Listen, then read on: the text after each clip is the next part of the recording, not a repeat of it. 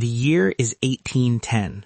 A single warrior stands on the shores of Kauai, gazing across the Pacific. Behind him lies a chain of islands that for centuries had been torn apart by warring chiefs, blood feuds, and endless conflict.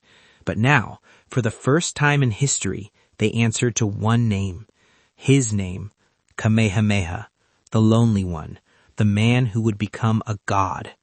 This is the story of how a forgotten child rose from the volcanic soil of Hawaii to forge an empire, and in doing so, changed the fate of an entire people forever. Born under a blazing comet in 1758, the infant's arrival was prophesied to bring destruction to the ruling chiefs. The oracle's warning was clear. This child would grow to overthrow kings. Fearing the prophecy, the Ali'i nobles ordered his immediate execution. But his mother, a chiefess named Kukui Apoiwa, had already set her plan in motion. Under the cover of darkness, she spirited the baby away to the remote valleys of Kohala, where he would be hidden and raised by trusted servants. The child who was meant to die would instead learn to survive, and survival in ancient Hawaii meant mastering the art of war. Young Kamehameha grew tall and powerful, his body hardened by the brutal training of Hawaiian warriors. He learned lua, the deadly martial art of bone breaking and joint locking. He mastered the pololu spear, the leomano shark-tooth club, and the art of dodging sling stones that could shatter skulls. But more importantly, he learned patience. He watched. He listened. He understood that power in Hawaii wasn't just about strength. It was about mana, the spiritual force that flowed through chiefs who proved themselves worthy.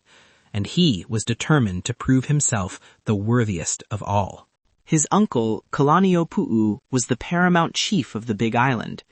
As Kamehameha came of age, he distinguished himself in his uncle's wars, earning respect through both his ferocity in combat and his strategic mind. But the turning point came in 1779 when British explorer Captain James Cook arrived on Hawaiian shores. Kamehameha was among the chiefs who witnessed the violent confrontation that ended with Cook's death on the beach at Kealakua Bay. But what captivated him wasn't the death of the foreign captain, it was their weapons. The thunder and fire of European muskets and cannons, technology that could shatter the traditional balance of Hawaiian warfare forever. When his uncle died in 1782, Hawaii plunged into chaos. The island was divided between rival chiefs, each claiming legitimacy, each hungry for supremacy. Kamehameha was not the chosen heir, but he possessed something more valuable than bloodline. He had vision. While other chiefs clung to traditional weapons and tactics, Kamehameha began acquiring firearms from European and American traders. He recruited foreign advisors, including John Young and Isaac Davis, shipwrecked sailors who became his military strategists. He was building something unprecedented, a modern army in an ancient land.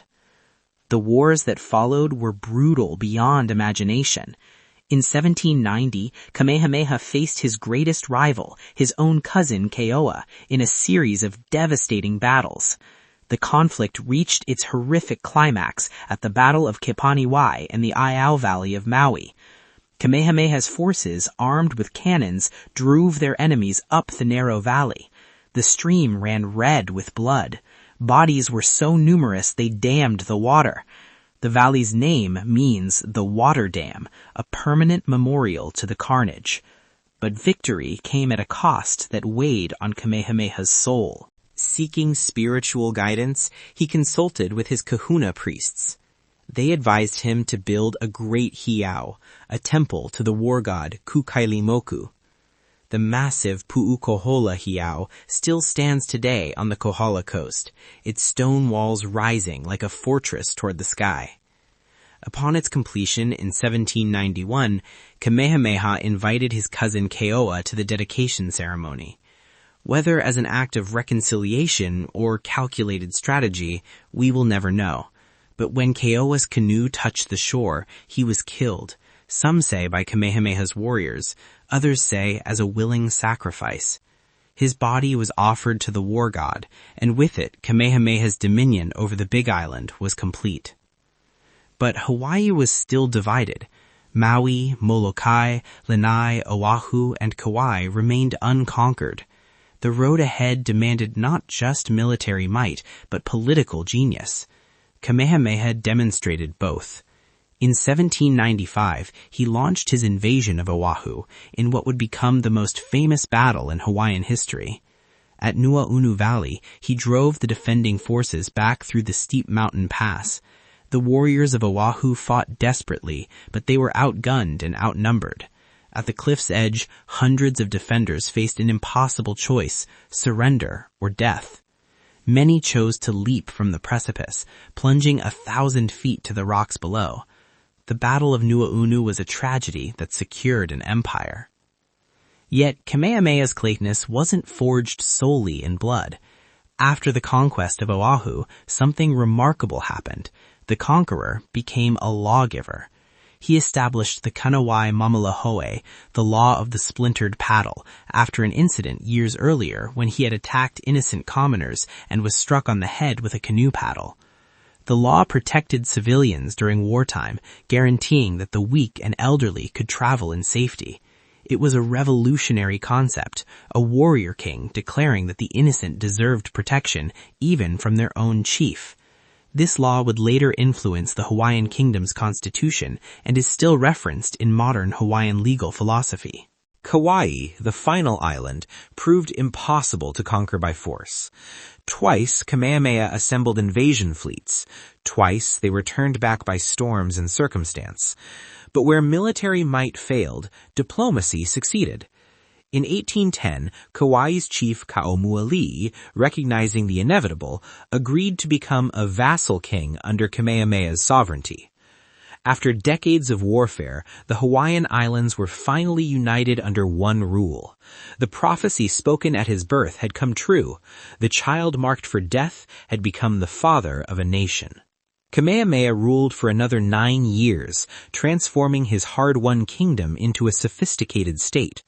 He negotiated with foreign powers, regulated trade, and protected Hawaiian sovereignty during an era when European empires were swallowing Pacific islands whole. He balanced tradition with innovation, maintaining the kapu system and Hawaiian customs while embracing beneficial foreign technology and trade. When he died in 1819, his body was hidden according to ancient ritual, taken to a secret location where it remains to this day. His mana was considered so powerful that his bones could never be possessed by enemies. The legend of Kamehameha endures not because he was the strongest warrior, though he was formidable, not because he was the most ruthless conqueror, though he could be merciless. He endures because he understood that true power lies not in domination, but in unity. He took a fractured archipelago consumed by endless warfare and forged it into a nation that would stand against colonial powers for nearly a century. He transformed himself from a hunted infant into a king, from a warrior into a statesman, from a man into a legend. And in doing so, Kamehameha the Great didn't just unite islands, he united a people, giving them an identity that survives to this day. The lonely one was never truly alone. He carried the destiny of Hawaii on his shoulders, and he carried it all the way home.